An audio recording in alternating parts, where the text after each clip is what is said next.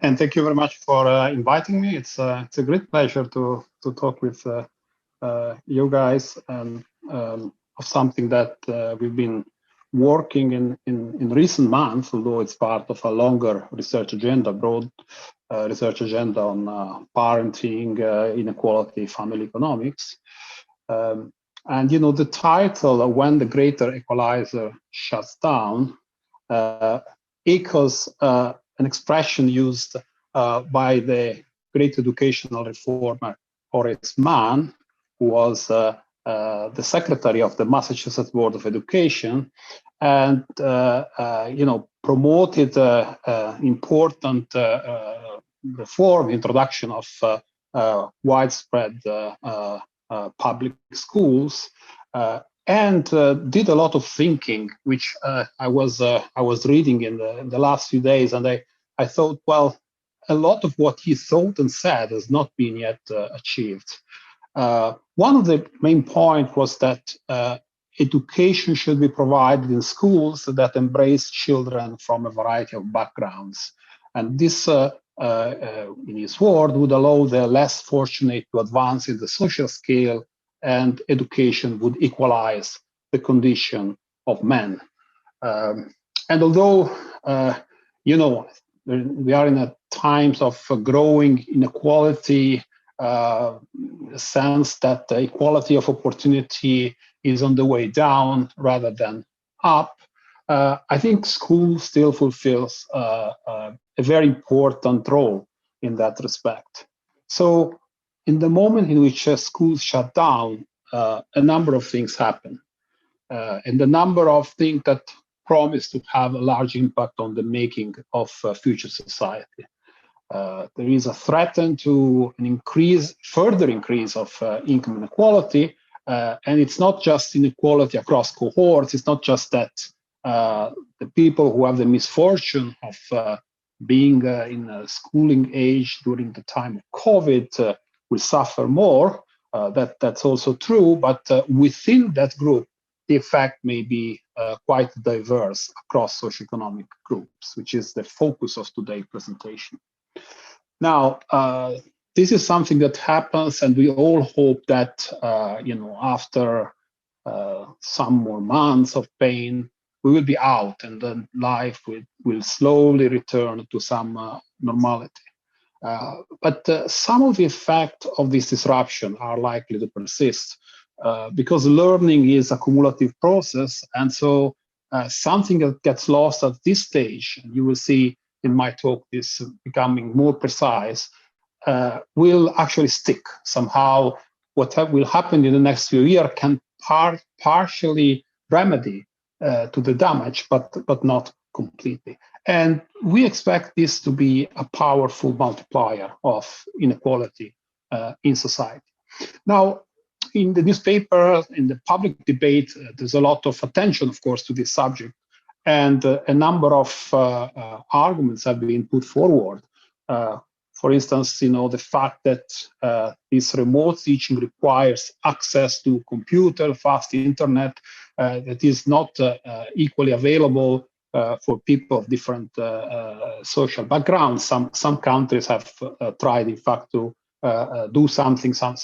Some authorities to provide computers for free to disadvantaged children. There is also the sense that, you know, when parents become the teacher, of course, the level of education of parents matter a lot. And so people are not really any longer exposed to the same learning experience. And I think these are all important aspects.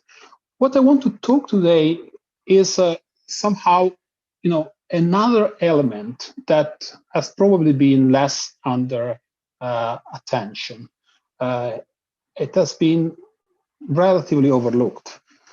The fact that when you have this measure of lockdown, social distances, and particularly school closures, we also have change in the peer environment. So the type of interaction that happens regularly in school, which is part of what Horace Mann was emphasizing as when you talk about this great equalizer, now no longer takes place. And also within the families, the response is diverse, and not only for the reason I mentioned above, but also because the type of constraint that the job, the work, the heterogeneity in telecommuting, and also the way in which different parents respond to changes in the peer environment are diverse. So the goal of our study is to provide an assessment which is not only qualitative, but also quantitative about the long-term effects of this disruption. So not only what we expect will happen in a year, but also what we expect to happen in 10 years from now as a result of this disruption to the process of human capital accumulation, as we call it among economists. So we want also to identify the channels of these predictions, because that is important in guiding the policy debate. So there are many things in principle we could do, but some of them may be more effective than others. And only if we understand the channels through which this inequality promises to increase, then we can have intelligent responses. Now, one of the challenges to this endeavor to try to have science-based or science-informed policy is that we usually look at the past to predict the future, but here there's no comparable event from which we can learn from. Of course, we have the Spanish flu, but in those days we don't have great data to begin with. It was also different for a number of historical reasons. So we can look at other reasons for why school could get temporarily disrupted. It's very hard to find something this comparable to what we are experiencing now. So at some level, we have to, we need to use the art of forecast, but we wouldn't like that art to be only art. We would like to have a little of informed guidance. And that's why we think that having some theoretical principle and a theoretical model that inform us about how the different pieces of what is happening interact will give us some information and knowledge about what to expect. So more concretely, this is what we do. First, we estimate a model, and you cannot estimate model without the data, but we can estimate that model using the data before COVID. So we're going to use some data sets and tell you, well, that's how we expect the interaction between school, parenting, and peers work. And then we make some plausible assumptions about what changes in the environment are implied by the school closure, and we run some counterfactual simulations. So we tell that model that has been tested and explains well the world before COVID. We make some informed assumption about what has changed during COVID, and we ask that model to tell us what we should expect to happen in future. So the plan of the presentation will go as follows.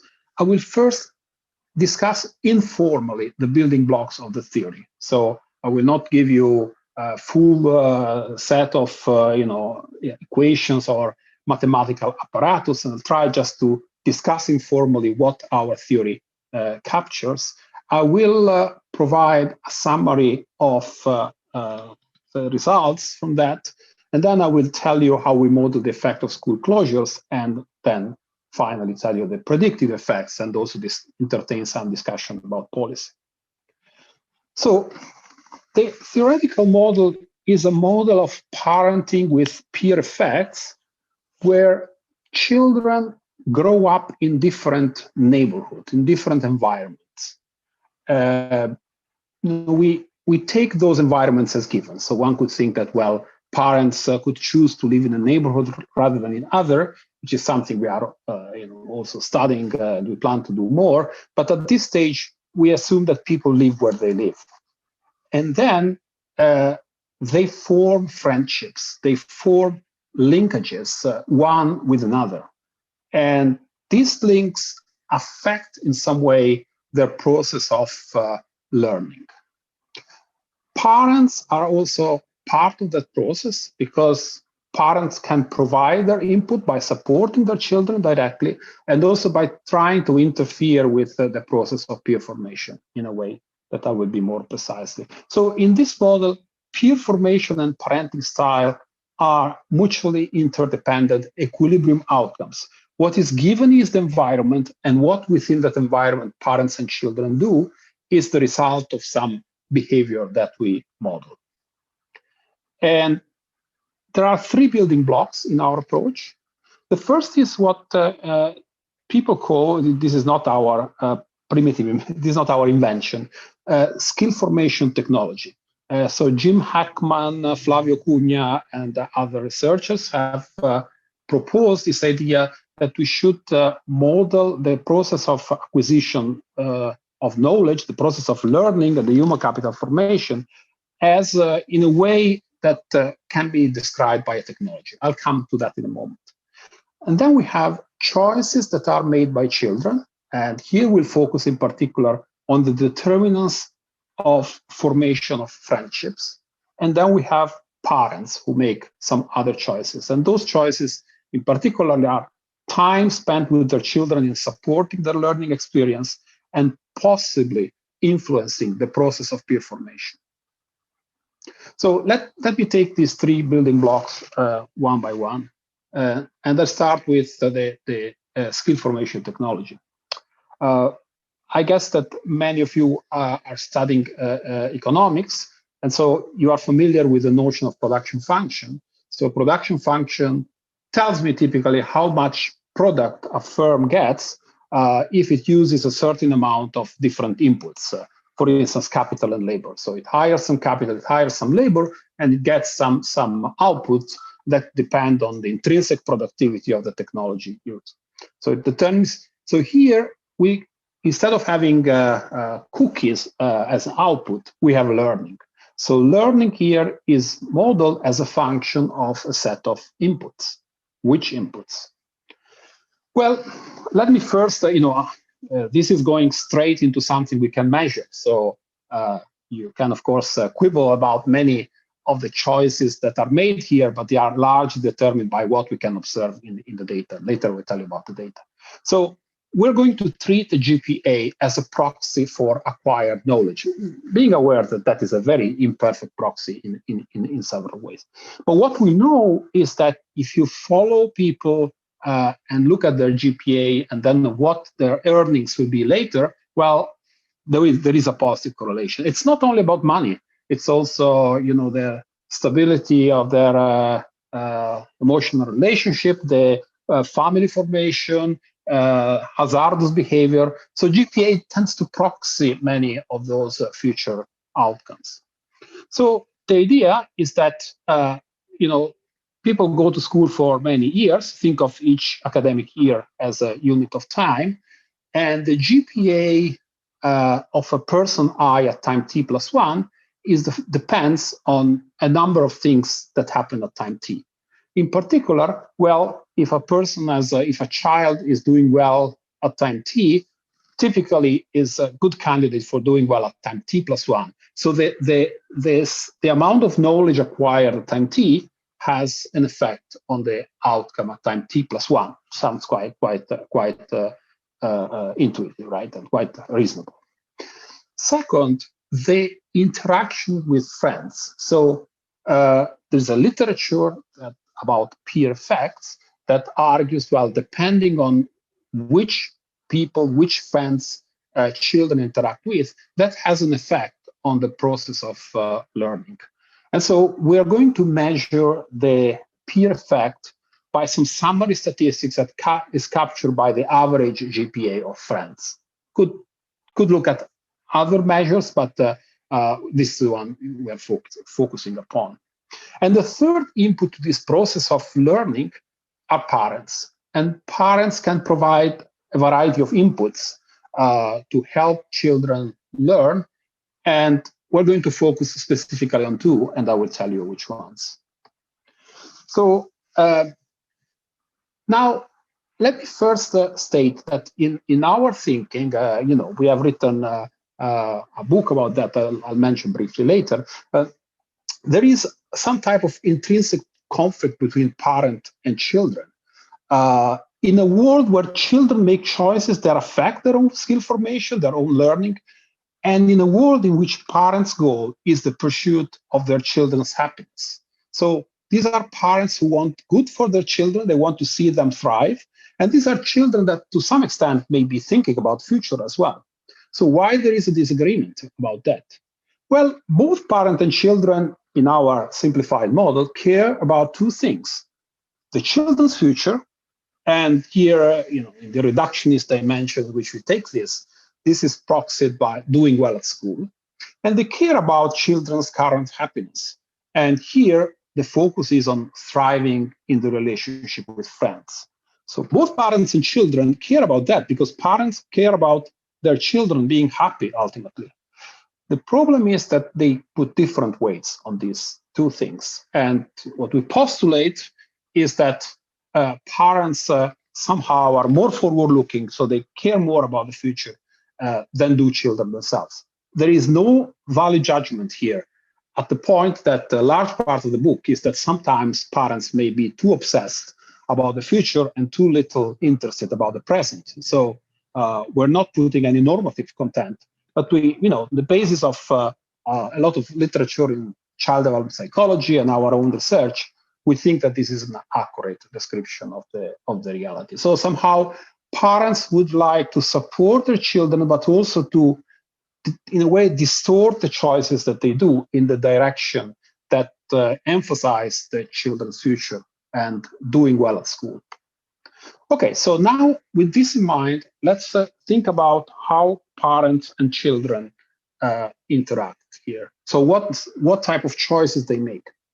Well, children here make one critical choice. In other models, in other studies, we also consider the amount of effort, for instance, they put in the process of learning. We abstract from that because we want to focus sharply on one thing, which is the relationship with other children and the process of peer formation.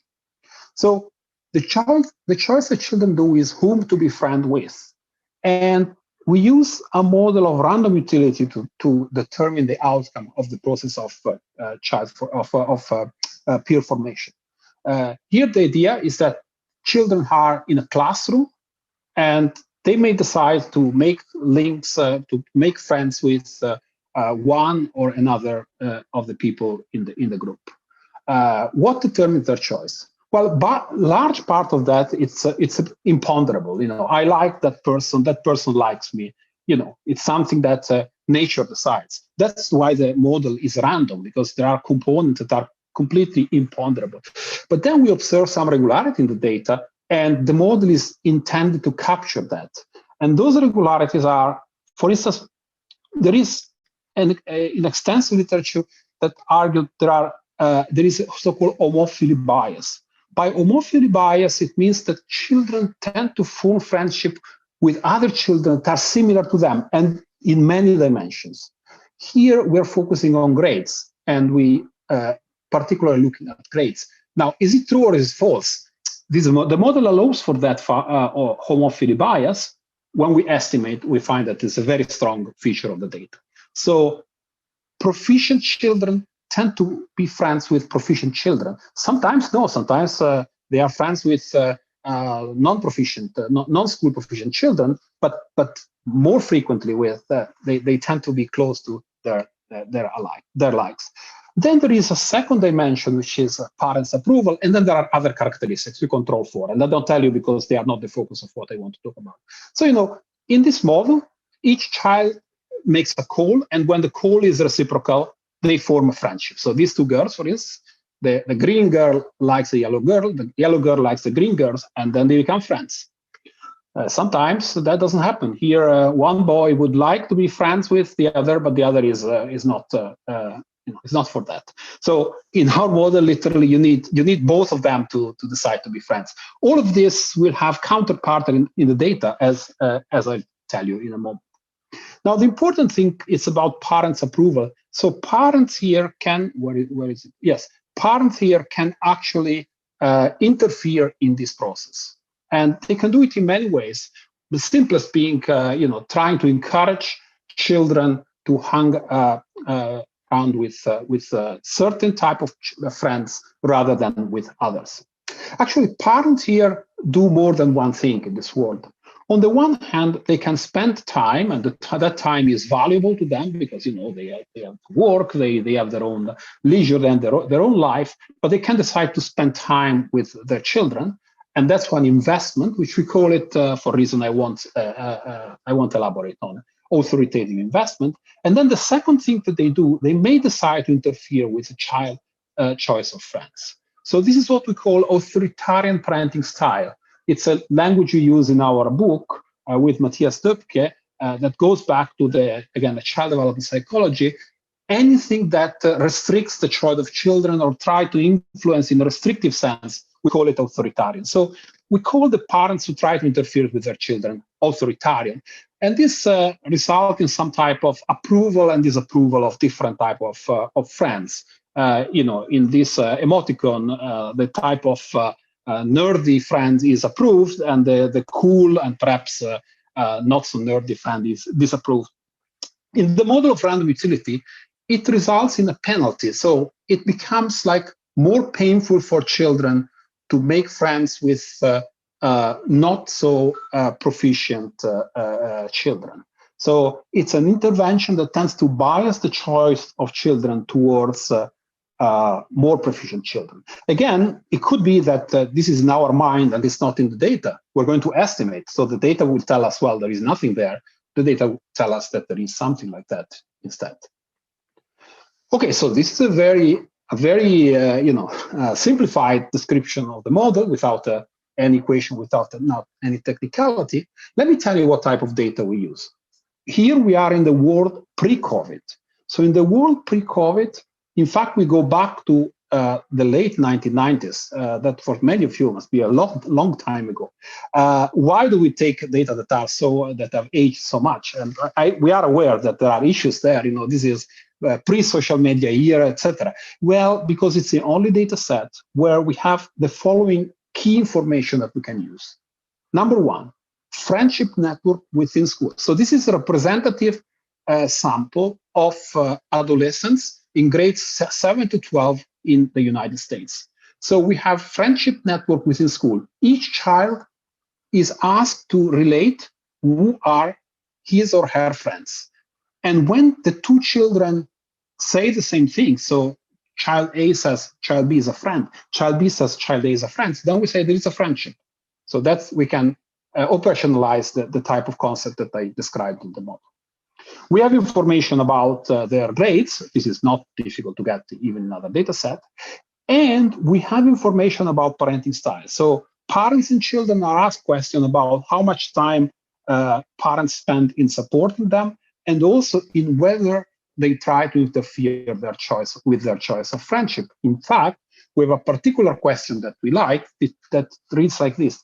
Do your parents let you make your own decision about the people you hang around with?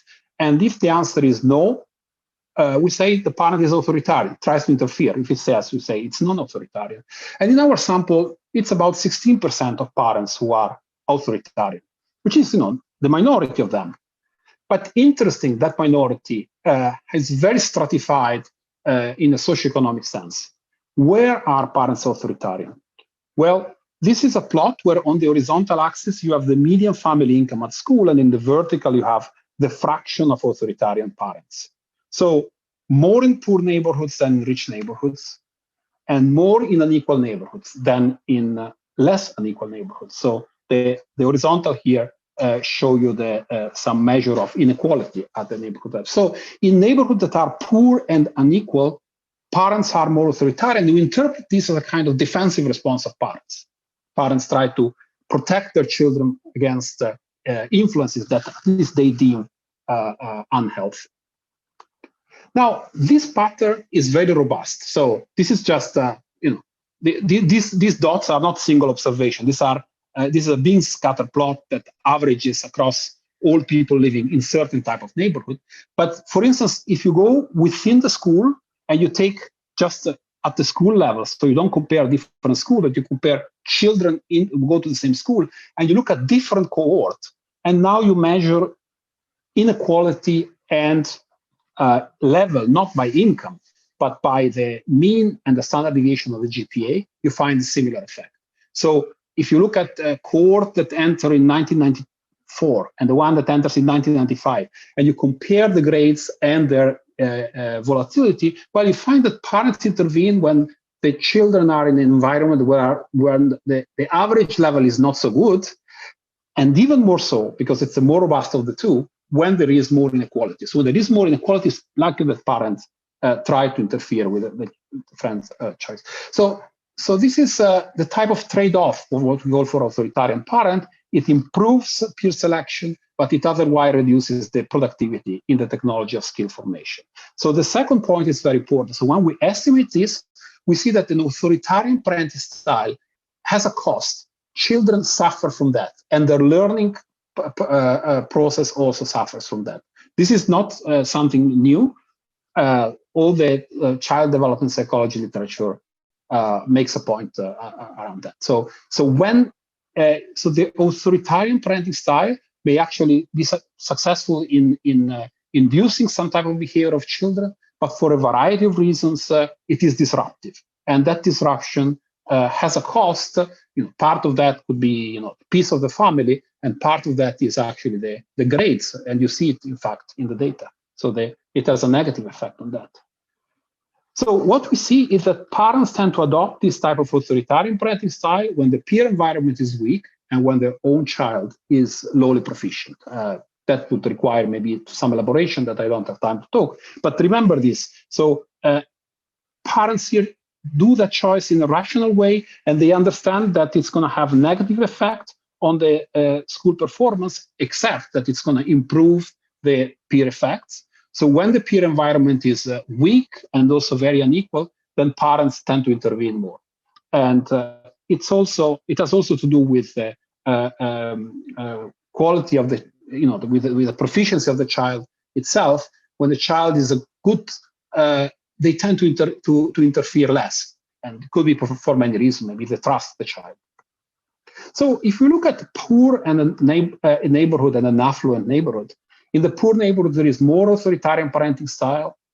In the affluent neighborhood, it's less common. It's almost unheard in the most affluent neighborhood. Very few parents interfere with the choice of children, of course, partly because there is no risk to protect them from.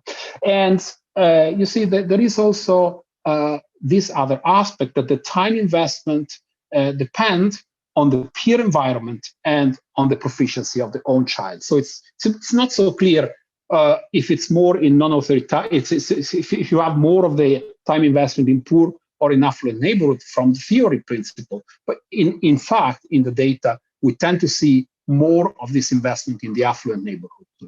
So in the affluent neighborhood, you have more what we call authoritative parenting style. Parents spend more time with children. Parents are less authoritarian. Professor Zilibotti, sorry to interrupt you. Just wanted to let you know that there is 10 more minutes. And I will go for that. Yes. So let me spend the last 10 minutes to bring us to the world of COVID. So COVID, school closure, what changes in pandemic times? So what can we do to this model to tell us what happens during COVID times? A number of things happen. First of all, for children, there is a generalized fall of productivity. Learning in school with a professional teacher, being all together, has an effect on learning that has actually been measured. At least the average effect has been measured, and we use those estimates to somehow inform our model of how big those effects should be. There is also an effect that comes from the loss of contacts with some friends. So what we find, this is something we didn't know, we find it's very interesting. So let's go back to the 1990s, so the data set I told you before. So we know when some children lose friends because they had declared this person was a friend and that person disappears from the data set, it means that person, most likely, it means that person has gone away, as dropped from the sample, okay? So what we see is that this is systematically associated with the loss of, with a worsening of the performance of the remaining child. So the GPA of the remaining child goes systematically down, on average, of course, by 10%. And if two friends are lost, by 20%. So this is a quite important effect in those kind of losing friends is a painful experience, and we argue this has effects on the learning process. The other thing that we emphasize is the change in the peer environment. Here there is a bit of speculation, but we think it's a sensible one. So when you close schools, children don't meet each other in school. Where do they meet? Well, especially if you have some type of restriction to social contacts, they tend to meet more locally. Certainly, they stay more time with their family, but they also meet more at the block level. Now, we understand that with social media, many interactions can survive, but we believe that on average, they become more local.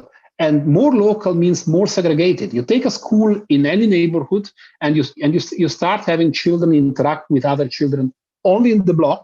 We look at the census block in the United States.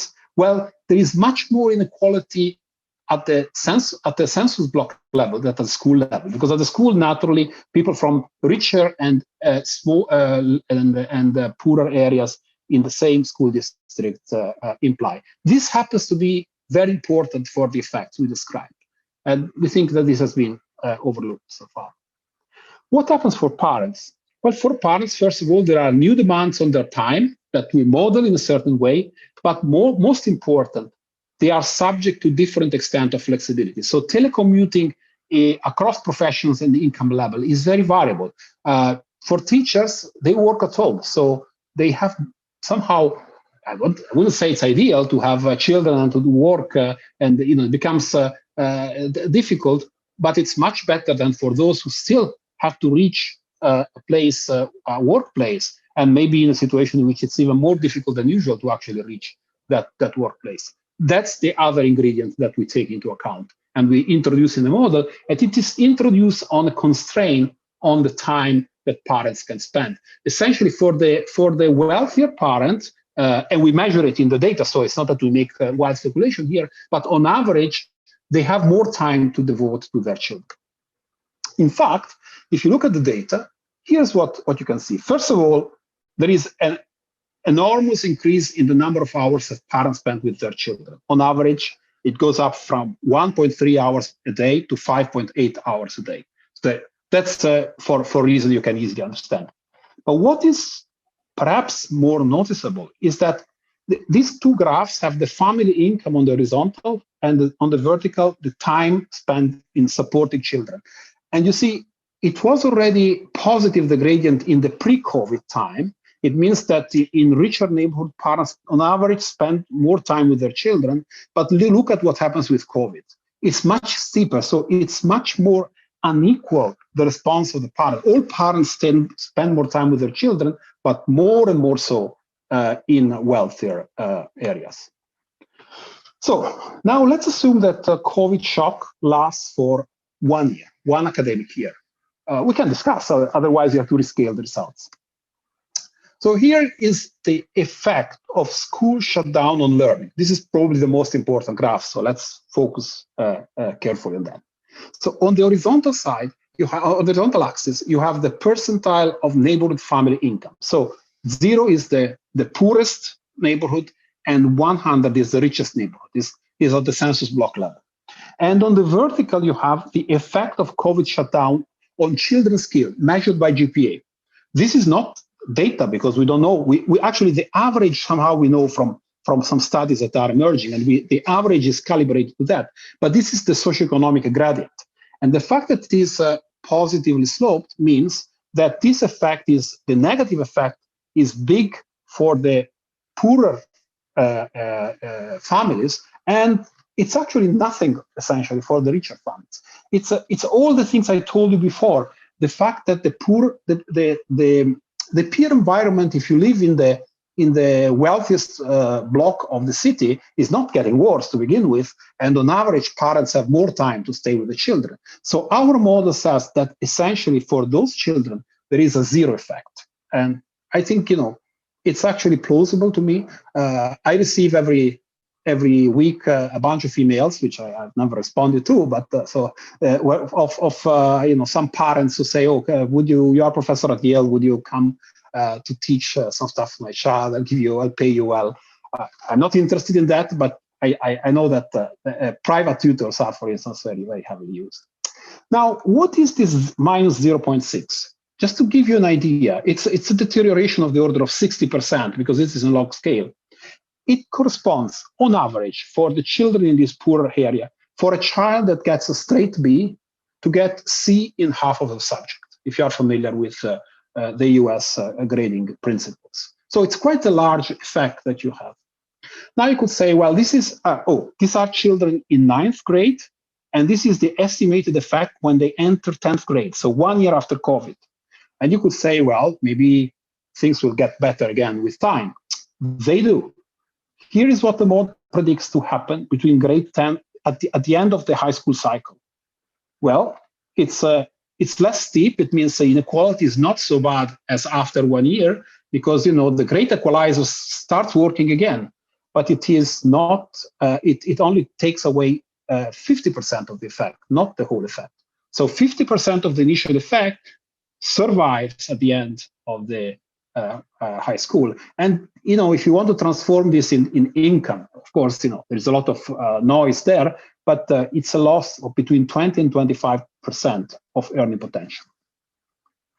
50% of the gap persists. So what are the ingredients for this?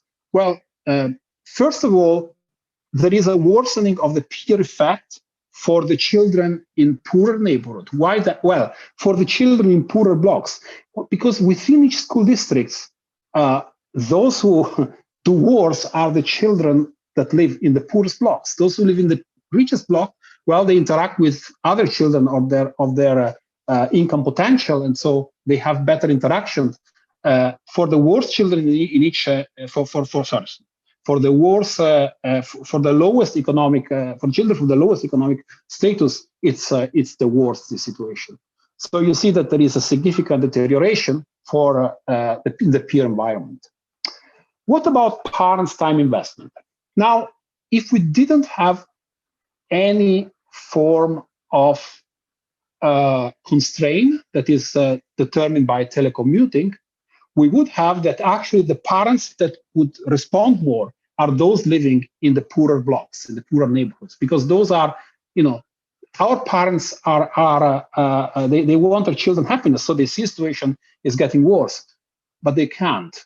They can't because the constraint is imposed by the fact that they do type of jobs that where they cannot respond, and that we measure. So that's calibrated to that, and that's the response that we get is in equilibrium.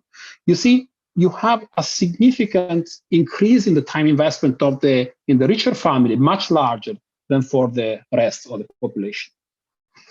Interesting, and I don't have perhaps time in elaborating why. This continues after the COVID shock is over. So it's not that afterwards you have a reversal. Even after that, it continues the case that this gradient continue to be there. So part of the reason is that the poorer family now have less proficient children. The whole peer environment is deteriorated, and that, as we have seen, generates more authoritarian parenting. And the parents' time investment again continue to be different in a more inequalizing direction. And the other thing is that parents in poorer neighborhood, remember on the left I have the poorer area, they turn more authoritarian. They see a deterioration of the condition of the peer environment. They become more authoritarian, but more authoritarian, as I have argued before, has a negative effect on the learning of their children. So again, this continue to act as a barrier for towards progress. Instead, there is no effect. Already, almost no parents were authoritarian in the richer neighborhoods, and there is almost no effect for them. Here, 0.15 means literally 15 percentage points. Remember that on average, 16% of the parents are authoritarian. So this is a big increase. Okay, let me give you 2 minutes on policy implications. Sorry if I'm a little over time.